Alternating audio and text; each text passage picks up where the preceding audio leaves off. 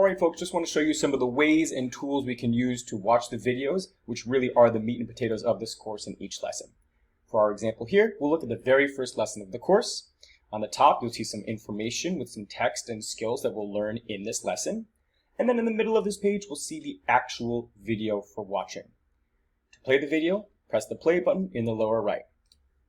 Alright folks, so here's our spreadsheet with a whole bunch of data. Before we dive into the first tool I want to show you is how to enter full screen mode, and I welcome you to experiment with it as you watch this video right now. In the lower right hand corner is this full screen button. Pressing it will enlarge the screen so you can see a little bit more clearly and you can continue watching. Let's take a moment to do a little bit of formatting. To exit full screen mode, you can either press this lower right hand button again, or you can press escape on your keyboard and it will return you to the normal viewing screen.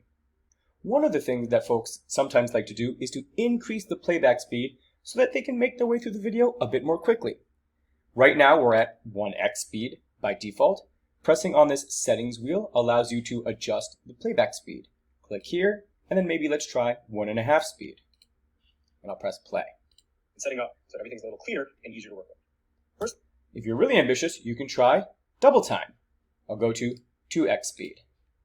Appears, and similarly, if I scroll right, that information on the left identifying. Why don't you take a moment right now to go ahead and adjust the playback speed on your end, and I'll play this on normal time so you can see what it looks like. In question. So I'm going to press on the column B, and then I'll click on View.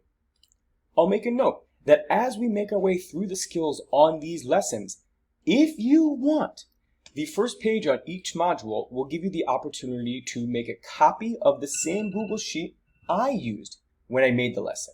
I'll click here. I'll make this copy. I'll put my name in the first and last areas.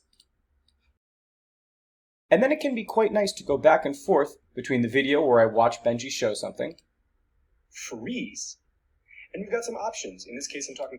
And then go over here and say, oh, I'll try to do the same thing that Benji just showed me how to do. One way to immediately practice the skills as we see them.